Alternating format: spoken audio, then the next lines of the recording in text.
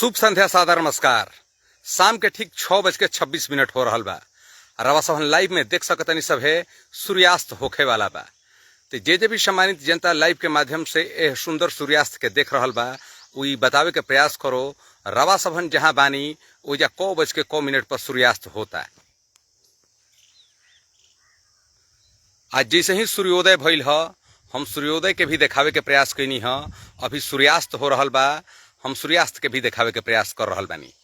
तो जे भी सम्मानित जनता ए सुंदर और मनोरम दृश्य के देख रहल बा वही बतावे के प्रयास करो रवा सबन जहां बानी ओजा सूर्यास्त 9:09 पर होला।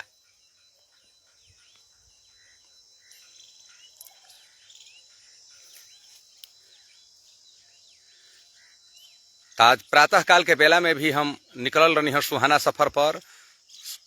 अब शाम होखे वाला बा, हम शाम के भी सफर में निकलल बानी।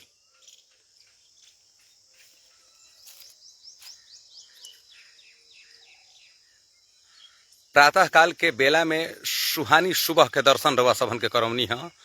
आई देखी सुहानी शाम।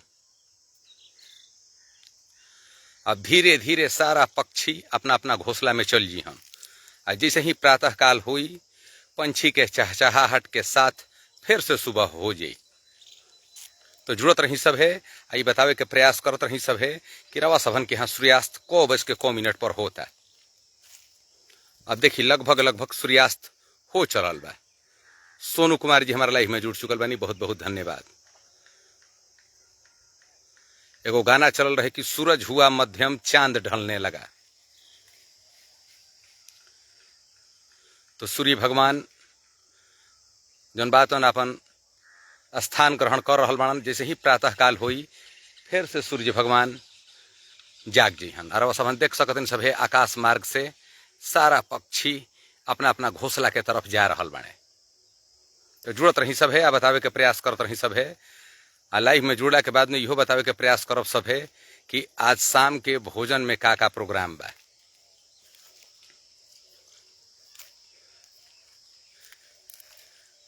आज शाम के रवा सबन की यहाँ का प्रोग्राम बा, आज व्यंजन के रूप में का बनवा रहल बानी सब है।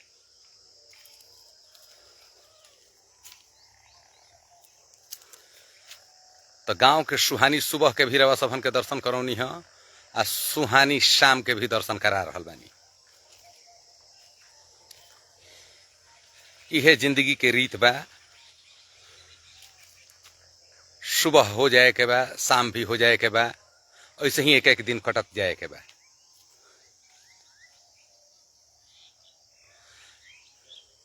तो ऐसा में हमनी के इहे चाही, एक दूसरा से प्रेम भाव बनौले रहे के चाही, एक दूसरा से राग द्वेष के मिटाते हुए आपस में प्रेम भाव रखे के चाही। मुकेश प्रियदर्शनी जी हमारा लाइव में जुड़ चुकल बानी। मुकेश प्रियदर्शनी जी कहाँ से हमारा लाइव के देख रहल बानी बतावे के जरूर प्रयास करब। और सोनू कुमार जी हमारे लाइव में जुड़ चुकल बानी।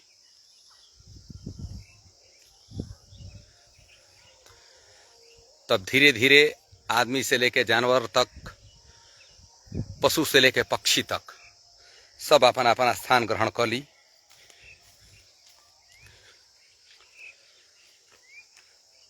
आज जैसे ही सुबह भइल ह, सुबह होते हम रवा सबन के सुंदर सूर्योदय के देखावे के प्रयास कैनी ह।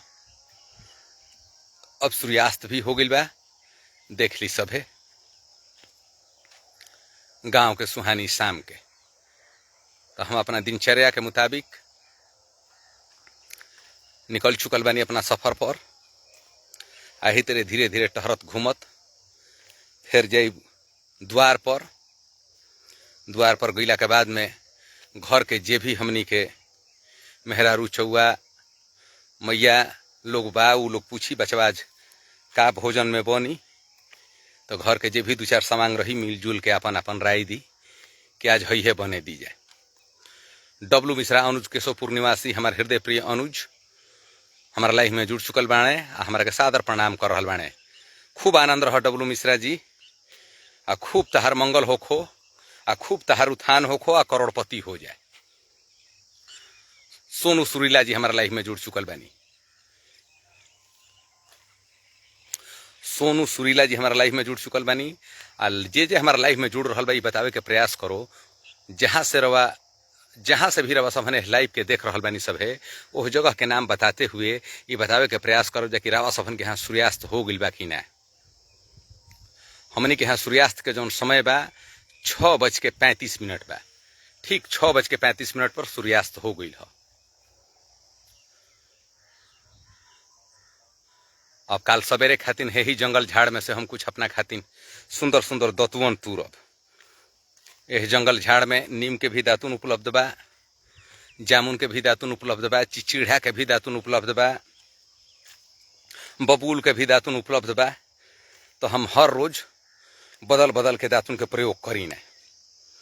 नीम के दातुन से मुंह धोला के बाद में जितना भी शरीर के अंदर विकार बा वो सब बाहर हो जाला। कुंज बिहारी ओझा जी हमारा लाइफ में जुड़ चुकल बानी, हमारे हृदय प्रिय मित्र में से एक। अभी यहाँ के बिहार पुलिस में कार्यरत बानी और शायद यहाँ के प्रमोशन भी हो गई बा। कुंज बिहारी ओझा जी के यहाँ के दरोगा भी हो चुकल बानी। डब्लू मिश्रा अनुज बता रहल बानन कि दिल्ली में शाम 7:30 पर सूर्यास्त होता। बहुत सुंदर। शैलेश कुमार सैनी जी हमारे लाइफ में जुड़ चुकल बानी। तो वह कहत रहनी हो कि हम बदल बदल के दतुअन करी न। तो नीम के दातुन के हम फायदा रवा सब हमके बताऊनी हो।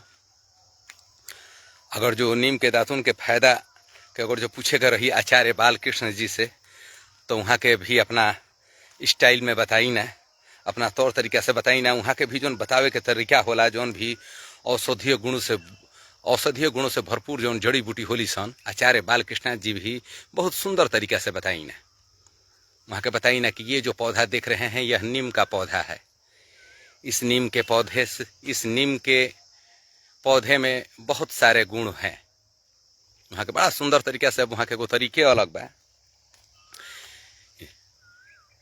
प्रातः काल उठकर नीम के 2-4 पत्ते को अगर आप चबाते हैं तो आपके शरीर में जितने भी विकार हैं सब बाहर आ जाएंगे। यह आचार्य बालकृष्ण जी बताई ना। तो वही तरीका से अब जौन बात अब यही जंगल झाड़ में से हम अपना के सुघर दतुअन तूरब काल सवेरे खातिन। आ दतुअन तुरला का बाद में जौन बात तो आज हम दातुन के रूप में तूरब नीम के ही दातुन के प्रयोग करब। आज नीमिये के दतुअन तूरब आ नीम के दतुअन के तूर के लेके जाइब आ काल बबूल के दतुअन तूरम। बात कर बबूल के दतुअन के तो वो बहुत ही गुणकारी पौधा है। बबूल के तनी ओकरा में कांट तो रहेला, वो कटगर पौधा है। बाकी बात कर ओकरा मतलब बात कर बबूल के दातुन के तो बबूल के दातुन के जौन कुची होला रुआ नियन मुलायम होला। आ जब दांत पर रवा सब रगड़ब जाता बिना उरेब के रगड़ाला। आ जैसे ही बबूल के दतुअन से मुंह धोला के बाद में रवा सबन कूला करब जा तब वो घड़ी रवा सबन के गुड़ मिश्री के काम नहीं खे। गुड़ मिश्री के तनिक ना जरूरत पड़ी। जैसे ही 1 लोटा जल रवा सबन खींचब जा मुंह धोला के बाद में तो एकदम जौन बात ठंडा ठंडा पानी जब पियब सब है तो वो पानियों मीठ लगेला। आए सुंदर और विहंगम दृश्य के देखला के बाद में ये बतावल मत भूलाइब जा कि कैसन लागता रवा सबन के हवा देही में लागता कि ना। हम तो अभी सिवान में बानी, झुरू झुरू हवा बहता, बुझाता कि कुर्ता खोल देवे के पड़ी, जाड़ लागता सिवान में।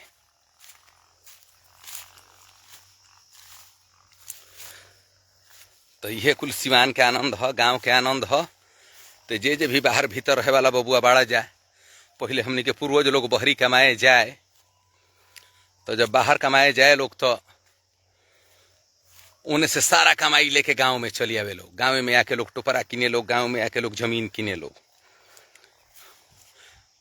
पहले के पूर्वज लोग सौखे नौकरी करे ना जाए लोग, नौकरी करे एक खातिर जाए लोग कि वो लोग के पीढ़ी दर पीढ़ी सुरक्षित रही। उन्हें से आवे लोग मोटरी रुपया लेके तो गाँव में टोपरा किने लोग। बड़ा मेहनत से पहले के पूर्वज लोग कमा टोपरा किनने वालों। कुछ भाई बंधु लोग गाँव में रह के खेती करे लोग, कुछ भाई बंधु लोग जौन बात बाहर रह के नौकरी करे लोग। आज बाहर वासु रहे वो नौकरी के पैसा ले आवे, खेती बाड़ी में भी पैसा देवे गांव के भाई बंधु के। आ फिर जौन बातन टुपारा के टुपारा जमीन खरीद देवे लोग अपना नात बेटा खातिर। तो आज वही लोग के कमाई के देन बा कि हमन के बक्सरों में डेरा लेके रहतनी जा, बक्सरों में घर मकान लेके रहतनी जा। आज बाहर भीतर जेकर भी मकान बनल बा तो पूर्वज लोग के कमाइए के देन हो। बहुत लोग तो ऐसनो लोग बाणे कि जे कि अपन पूर्वज के कमाइल धरती के बेच बेच भी मकान बनौले बाणे, वो लोग के खून पसीना के कमाई के। बाकी हम यह कहब कि शहर शहरात में जाई जा कमाइल खाइल कोनो खराब बात ना हो, शहर में जाके कमाए खाए के चाहिए।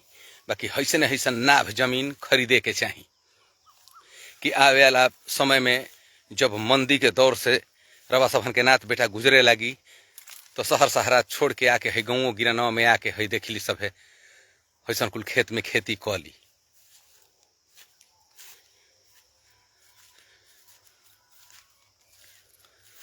बात कर जाओ गांव गिरान के लोगन के तो हार के हार लोग जौन बाड़न तौन पलायन कर चुकल बाणे गांव छोड़ के।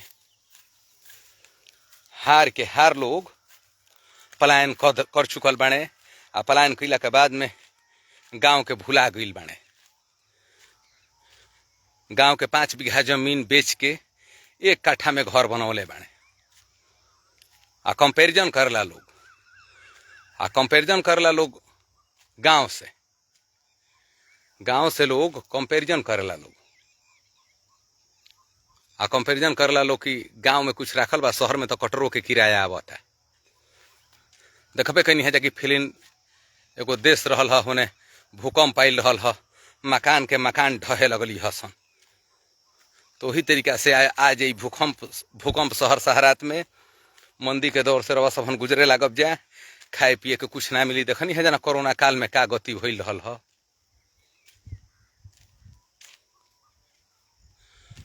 कोरोना काल का दौरान रवा सब हम देखनी है कि का गति भइल रहल ह। तब देखिए अब हम धीरे धीरे टहरत टहरत सुंदरवन में पहुंच चुकल बानी। धर्मेंद्र सिंह जी हमारे लाइफ में जुड़ चुकल बानी। तो जे भी गांव देहात के प्रेमी बा वो धीरे धीरे हमारा लाइफ में जुड़ चुकल बा। पंकज उपाध्याय अनुज भी हमारे लाइफ में जुड़ चुकल बाना। देखिए है सुंदर कोयल के हम जूम करके देखावे के प्रयास कर रहा बानी, उड़ गई। देखी जाके हो पेड़ पर बैठ गई। जैसे ही सुबह हुई अपना सुरीला तान से सारा जनता जनार्दन की कोयल जगा दी। तभी हम जमुना जंगल में पहुंच चुकल बानी।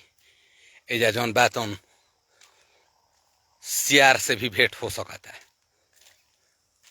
तरह तरह के जंगली जानवर भी है जंगल में बाणन। बाकी ओकर परवाह ना हम करते हुए देखी सभे हम कहाँ पहुंच गई बानी। अब है जब बाहा में लबालब जल भरल बा। यही बाहा का रास्ते जौन बात लोग अपन बिया के पटवन कर रहल बाने। देखी सभे है कल कल कल कल निर्मल जल के बाहा के निर्मल जल के आई दृश्य देखला के बाद में ये बतावल मत भूले जा कि दृश्य देखला के बाद में रवा सबन कैसन महसूस करतनी सब है।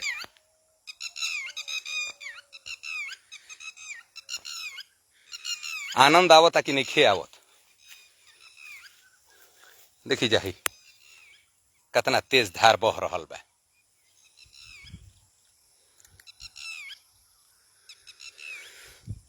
तो वह कहत रहनी है रवा सबन से कि रवा सबन जहाँ भी बानी, जैसे भी बानी, जौना हाल में भी बानी, अपना गांव के जरूर याद करत रहब सब है। हमार आवे वाला समय में यह कोशिश बा कि जैसे ही हमारा के लोकसभा चुनाव में सफलता प्राप्त हुई, जे भी गांव से पलायन कर गई बा, कुछ ऐसनो भाई बंधु बान जे कि गांव में आयल तो चाहत रहन लेकिन गांव में व्यवस्था नहीं खे, गांव में घर नहीं खे, गांव में द्वार नहीं खे, गांव में जौन बात होन साधन विहीन बाणे, साधन का चलते खेती बाड़ी नहीं कर पावत, उनका के हर सुविधा हम मुहैया कराई। जना जना सुविधा के लोग के जरूरत हुई खेती खातिर ट्रैक्टर के व्यवस्था करब। गांव में जकर टूटल फूटल घर हुई ओकर घर द्वार बनवा देब। हमार लक्ष्य इहे बा कि अपन प्राण के त्यागत में अपना सारा भाई बंधु के फिर से खाली गांव में ले आके सुरक्षित कर दी। इहे हमार लक्ष्य बा। यही लक्ष्य के लेके हम अग्रसर बानी। हमार पर विश्वास होई तरवा सबन हमार भरपूर सहयोग करब सभे।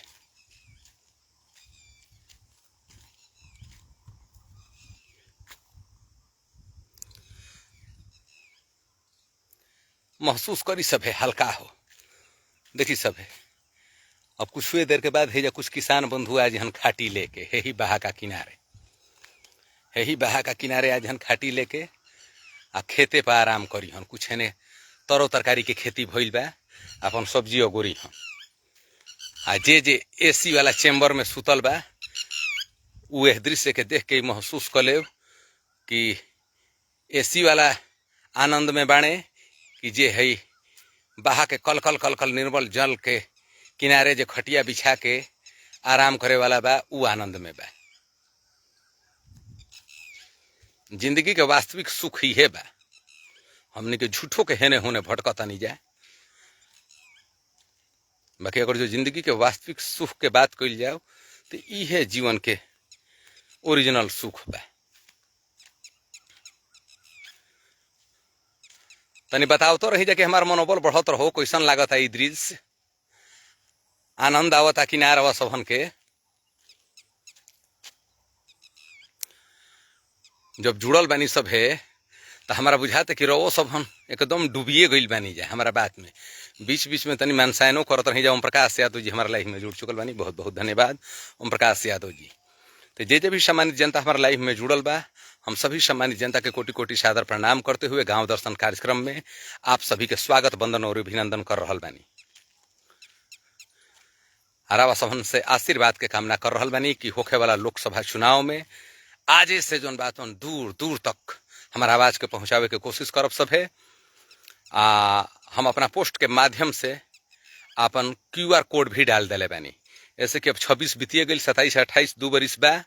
एकरा में जहां से हुई जे भी सक्षम हुई, जरा पासे भी क्षमता हुई, अपना क्षमता के मुताबिक हमारा के योगदान देत रहब सब है। रवा सबन के योगदान के बदौलत हम धीरे धीरे अपना कदम के आगा बढ़ाइब। अब की बार हमार लक्ष्य बा कि हम फार्म भरे खातिर खड़ा ना हुई। पूरा लोकसभा बक्सर लोकसभा क्षेत्र के अंतर्गत जितना भी गांव बा, गांव गांव के हमारा टच करे के बा। अब की बार रवा सबन के इहो दिखा देवे के बा कि हमनी के रुपया पर वोट लेके, रुपया पर हमनी के वोट ना दी ना जाए, रुपया दे के अपना प्रत्याशी के जिताई ना जाए। तो जे भी भाई बंधु लाइव के माध्यम से देख रहल बा, हमारा QR कोड पर 1 रुपया 2 रुपया 5 रुपया 10 रुपया आज से रवा सबन डालत रहब सब है। आज जैसे ही हमारा पास काम भर पैसा बोटरा जी, जैसे ही हमारा पास काम भर पैसा बोटरा जी, तो सारा पैसा के जोन बातन हम ब्यौरा देव। जे भी हमारा के योगदान दिले बा ओकरा के जोन बातन हम अपना लाइव के माध्यम से ओकरा नाम के लिखते हुए, ओकर सूची के तैयार करते हुए, केकरा द्वारा हमारा के का योगदान प्राप्त भइल बा ओकर सबकर सूची के जारी हम करब। रवा सबन के द्वारा दिहल गई सहयोग के हम व्यर्थ ना जाए देव। रवा सबन यज्ञ में भी चंदा देत होखब सभे, पूजा पाठ में भी चंदा देत होखब सभे। अब की बार बदलाव खातिर रवा सबन के चंदा बेहरी देवे के बा। जितना भी हम एकरा पहले चुनाव लड़ल बानी, एकरा पहले जितना भी हम चुनाव लड़ल बानी रवा सबन के आशीर्वाद से अपना बल पर लड़ल बानी। तो सबकर एगो क्षमता होला। अब सोच ली सब है कि 2 बार विधानसभा लड़नी, 1 बार लोकसभा लड़नी, 2 हाली BDC के चुनाव लड़नी। यही बीच में सोच ली सब है कि कितना टूर्नामेंट, कितना यज्ञ, कितना सामाजिक कार्य में हम योगदान दिहनी। अभी के तारीख में हमारा ऊपर स्थिति उ आ गई बा कि हमारा जे भी विरोधी बा हमारा हर आमदनी के रास्ता के बंद कर दिले बा। 2-4-5 बीघा हमारा जिम्मा जौन खेतो बाड़ी रहत रहल हो ओहू के टारगेट कर दिहल गई बा। ओहू से जौन हमारा के आमदनी मिले वाला रहल हो ओकरा पर भी पाबंदी लगा दिहल गई बा। तो जब रवा सबन राजनीति में उतर जाइब सब है तो तरह तरह के हथकंडा रवा सबन पर अपनावे लागल जाई। साम दाम दंड भेद हर तरीका अपना के रवा के ढाहे के प्रयास कइल जाई। तो रवा सबन के आशीर्वाद से हम उभरल सितारा बानी। रवा सबन के आशीर्वाद से हम उभरल सितारा बानी। हमारा आगाज बहुत सुंदर भइल बा। हर दल में जौन बात खौफ मचल बा कि जो दादा अगर जो ई जीत जाई, एक खाली जैसे ही सांसद बनी तो खुद के अपन पार्टी खड़ा कर ली, आ जब पार्टी खड़ा कर ली तो ये अपन खुद के अपन सरकार बना ली। आ जे भी हमनी के पीछे आगे जे भी हमनी के आगे पीछे घूमे वाला बा वो हमनी के आगे पीछे घूमी ना। तो एह से जे भी हमारा सम्मानित जनता जनार्दन लाइव के माध्यम से हमारा के देख रहा बा, हमारा आर्थिक स्थिति के पहले मजबूत करी सब। ऐसे कि विरोधियन के बात के पता चल गई बा कि इनकर आर्थिक स्थिति कमजोर बा, इनकर आगे पीछे केहू नहीं खे। विरोधी ओह चक्कर में लागल बाणन कि हमारा के अझुरा के, आ जे भी हमारा पक्ष के लोग बाणन ओकरों के अझुरा के जौन बातन हमने के अपना मकसद में कामयाब हो जाए। तो विरोधी के अपना मकसद में कामयाब नहीं होके देवे के हमने के लक्ष्य इहे बा कि जब आर्थिक स्थिति मजबूत हो जाई तो सारा विरोधी पस्त हो जी हन। जैसे ही विरोधी लोग के बात पता चल जाए कि अगर आर्थिक स्थिति मजबूत हो गई बा तो सारा विरोधी पस्त हो जी हन।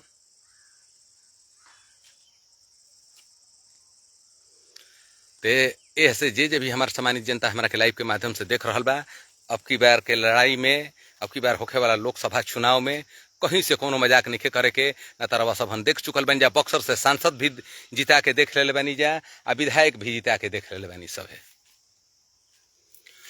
बक्सर से सांसद के भी जिता के देख ले बनी जा, आ विधायक के भी जिता के देख ले बनी जा। अब बरसात के दिन आ रहा बा, एक बार फिर से बक्सर के माननीय सांसद श्री सुधाकर सिंह जी से बक्सर सदर के जे भी विधायक बा, बक्सर लोकसभा क्षेत्र के अंतर्गत जे भी विधायक जी लोग बा लोग, रवा सभन से हम आग्रह कर रहा बानी कि रोड बनावे के क्षमता नहीं खे रवा सभन के पास में। तो जितना भी है उखड़ल कबड़ल रोड बा एक पर कम से कम राबिसो बिछा दी सब है, मैं गढ़ा गुची के कम से कम भर दी सब है, जनता पर रहम करी सब है, जनता पर तरस खाई सब है। तो देखते बानी सब है कि सांसद के जितला कितना दिन हो गई, विधायक जी के जितला कितना दिन हो गई।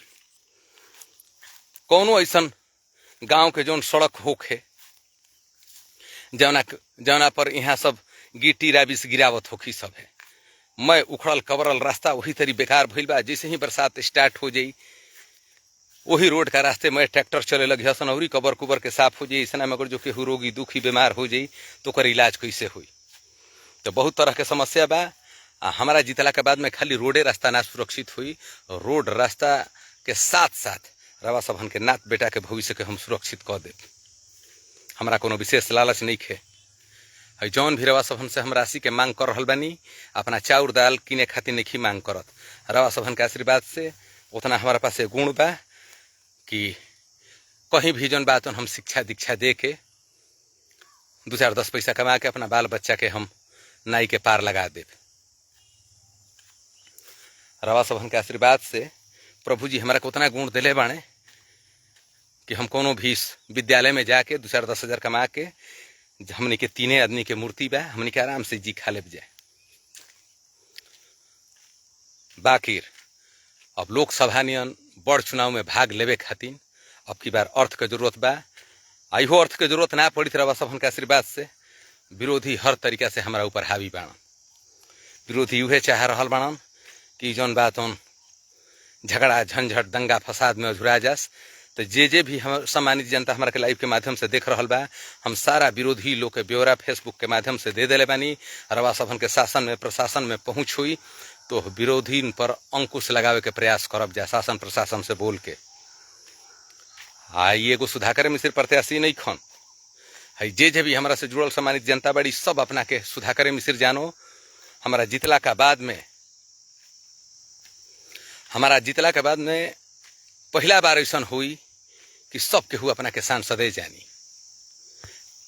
आए काम करवा सबन के अपना खातिर नहीं करे के, अपना नात बेटा खातिर करे के बा, अपन आवे वाली पीढ़ी दर पीढ़ी खातिर करे के बा, गांव के भविष्य के सुधारे के बा। जब से देश आजाद भइल कितना सांसद कितना विधायक जीत के अइलन आ गइलन, केहू जौन बात ना देश खातिर कुछ कइल ना अपना संसदीय क्षेत्र खातिर कुछ कइल। जे भी जीतल कैंडिडेट लोग बा लोग उ बड़ बड़ उद्योगपति लोग के झोरा के लोग भरल लोग, बैंक बैलेंस के भरल लोग। तो देश के पहला ऐसा हम सांसद बनब। सांसद बनला के बाद में हम जौन बात हर गांव के आर्थिक स्थिति के सुदृढ़ करते हुए, हर गांव के आर्थिक स्थिति के सुदृढ़ करते हुए एक जात जौन दूसरा जात से लड़ रहल बाड़ी, ओकरा में ओह जात में आपस में प्रेम और सद्भावना के स्थापित करते हुए जौन भी भाई बंधु 1 कट्ठा 2 कट्ठा खातिर अपना भाई बंधु से लड़ते हुए 1 कट्ठा के लड़ाई बा आ 2-2 बीघा जमीन बेचले बाणे, सबकरा झगड़ा के सुलझाते हुए हमारा अपना कदम के आगे बढ़ावे के बा। उपेंद्र कुमार भारती जी हमारे लाइफ में जुड़ चुके बानी। बहुत बहुत धन्यवाद उपेंद्र कुमार भारती जी। हमारा कार्यक्रम में हार्दिक वंदन और अभिनंदन बा। उपेंद्र कुमार भारती जी से भी हम ये कहब कि अपना सारा समुदाय के साथ एकजुट होके अब की बार होखे वाला लोकसभा चुनाव में हमारा के धने बले जने हर तरीका से सहयोग करत रहब सब है। ऐसे कि अब हमारा बाद अब केहू विकल्प मिली ना, हमारा बाद अब केहू विकल्प मिली ना। ऐसे कि हम ओ ढंग से रवा सभन खातिर न्योछावर बानी, तन से मन से आ धन से। हमारा पास जौन कुछ भी रहल है सब हम जन सेवा में ही समर्पित कर दिले बानी। आज भी हमारा अंदर लालच के भावना नहीं है, आज भी हमारा अंदर सेवा के भावना बा। जे हमारा के जाने वाला बा वो बखूबी तरीका से जाना था। और लगभग अब समझ ली सब है कि हमारे जीवन के 3 हिस्सा साफ हो चुकल बा, 1 हिस्सा बाकी बा। बाकी यही एक बाचल 1 हिस्सा में जो 10 वर्ष हम टिक गई नहीं तो समझ ली कि आवे वाला 1000 वर्ष के सुरक्षित कर दे, आवे वाला 1000 वर्ष सुरक्षित रही। देखते बानी सब है कि आजकल यहाँ सबके बनावल ओवर ब्रिज पुल 2 महीना नहीं खे टिकत। आ पहले के जे हमनी के पूर्वज रहे लोग, उ लोग के इनार बनावल, उ लोग के द्वारा पुल बनावल, उ लोग के द्वारा मकबरा बनावल, उ लोग के द्वारा मंदिर बनावल 1-1 हजार बरिस 2-2 हजार बरिस 5-5 हजार बरिस से टिकल बा। तो कुछ यही ढंग से हमारा काम करे के बा। हमारा द्वारा बनावल चीज हजारों हजार बरिस तक ना ढही। बड़ा से बड़ा सुनामी भी आई, जिसे देखनी सब है कि केदारनाथ में जब सुनामी आई रहे तो शंकर भगवान के मंदिर हिलल ना। तो कुछ वही ढंग से हम काम करब। हमार बनावल रोड बरसों बरस तक ना कबरी, हमार बनावल स्मारक बड़ से बड़ भूकंप भी आई तना हिली। हमारा द्वारा रवा सभन के सुदृढ़ कईल स्थिति 500 बरिस तक ना हिलब जा रवा सभन।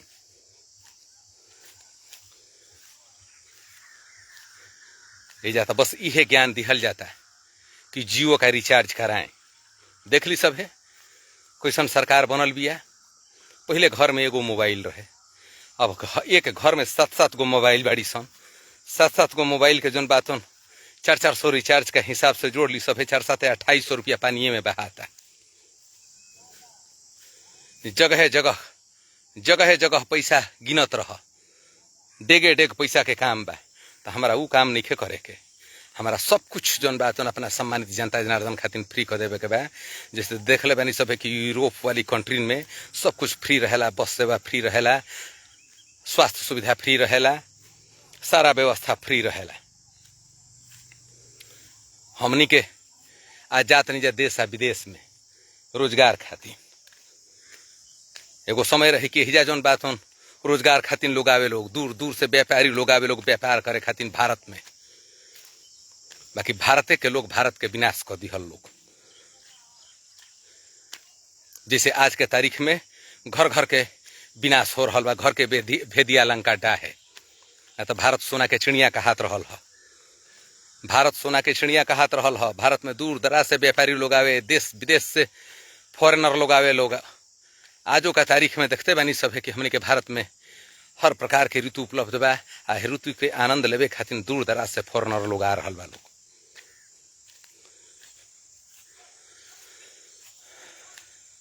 तो ई केहू के कुछ सपना नहीं है। देख ली सब है सेम कंडीशन बा, ध्यान दी सब है, गौर फरमाइब जाए हमारा बात पर। जौन जौन बुझाता तौन हम बोल ले जाता नहीं। हमने के नेता लोग के उहे हाल भइल बा जिसे हमने के घर के लोगन के हाल भइल बा। जे भी घर के पढ़ल लिखल शिक्षित लोग बा लोग, बुद्धिजीवी लोग बा लोग, उ लोग जौन बा लोग तौन गांव छोड़ छोड़ जा के कहता लोग कि गांव में क्या रखा है। वही तेरी नेता लोग बा लोग, उ लोग जौन बा तौन आपन देश के छोड़ के विदेश में भ्रमण कर रहा लोग आ कहता लोग कि भारत में कुछ नहीं खे रखल, जे भी देश विदेश के बड़ बड़ उद्योगपति लोग बा लोग सारा बुझाता कि देशवे बेच के लोग ले जाके कह दी लोग विदेश में। अभी कहे के नहीं कि हम ई नहीं कहत कि कोई बीजेपी पर ही आरोप लगावतानी। 60 वर्ष कांग्रेस भी राज्य कैले बिया तो वो लोग जो बात विदेशे दौरा में तबाह रहल लोग। और वह सब हम पता लगा ले सब है कि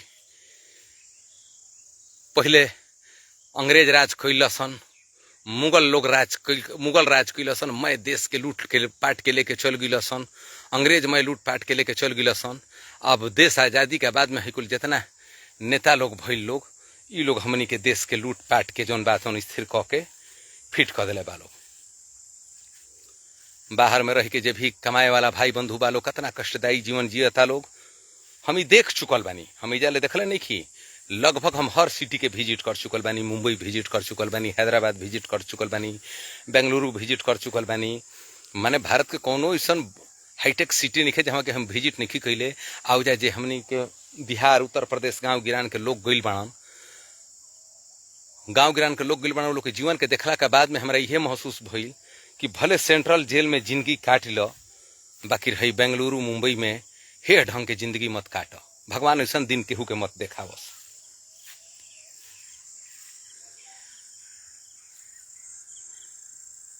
पहले के युग में देखत रहनी है सब कि वनवास होत रहल है 14 बरिस खातिर। पांडव लोग के भी वनवास भइल रहे 12 बरिस खातिर। बाकी हमनी के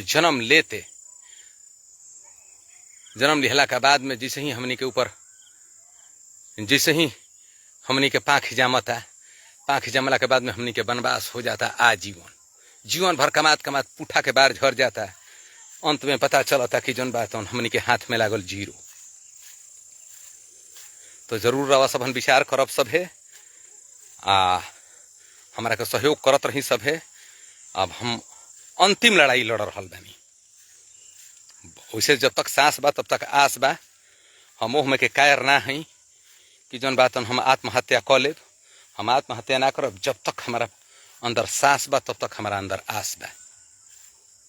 हम लगातार अपना लड़ाई के जारी रखले रहब।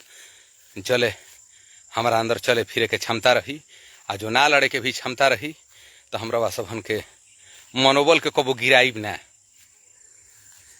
हमारा जगह पर अगर जो केहू भी दूसर रही जितना हमारा ऊपर लुकार बिगल बा वो लुकार से जौन बात वो आत्महत्या कर ले रही। हमारा ऊपर जौना जौना तरीका के बार भइल बा वो हम ही बुझतनी। हर बार के हम सहन करी रवा सबन खातिर हम कायर ना हई। हम कायर ना ही जहिया ओह लाइन में हम उतर जाई तो हम जब दौड़ावे लागब तब भागे के जगह ही ना मिली। इहो एगो बात जान ली सब है। जरा अंदर ई क्षमता बा जे लोकसभा चुनाव के पर्चा डाल सकता, विधानसभा चुनाव के पर्चा डाल सकता, तो कतना हियाव बनौले बा। आए हतना कम समय में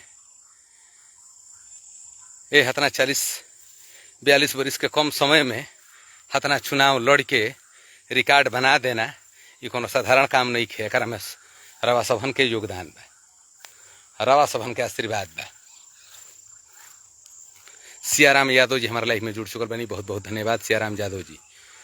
तो यही तेरी लहरत रही सब है, चिंता मुक्त रही सब है, अपन आशीर्वाद हमारा ऊपर बनौले रही सब है।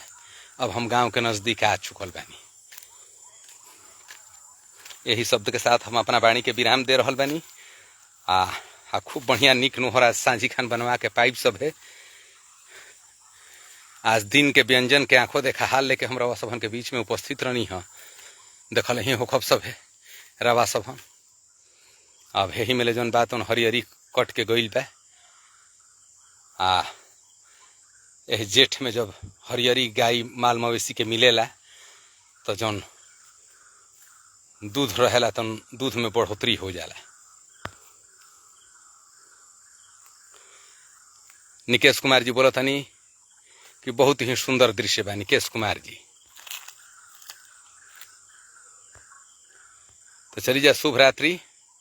विपुल कुमार जी हमारे लाइफ में जुड़ चुकल बानी। शैलेश कुमार सैनी जी हमारे लाइफ में जुड़ चुकल बानी। कुंज बिहारी ओझा जी हमारे लाइफ में जुड़ चुकल बानी। कुंज बिहारी बाबा एकदम धक अब की बार चपले रहे के बा। आशीर्वाद बनौले रहब अपना भाई पर। बड़ा संगे हमनी के दौड़ल बानी जाए। हमारा वो दिन रवा के दिखा देवे के बा कि पटना में जब हम पहुँचब तो हम रवा के अपना कोठिए पर राखब, रवा निश्चिंत रहब। ओ खातिर अभी रवा नौकरी लगला के बाद में अभी हम राउर आनंद ना लिहनी। अब एक दिन जौन बात उन आई तो तनी हमारा के बढ़िया मिठाई ले चल के अपना क्षेत्र के जौन जानदार मिठाई के दुकान बहुजा लहकते लौंगलाता से हमारा के भेंट कराई। तब तो प्रवेश हो गई हमारे गांव में धीरे धीरे।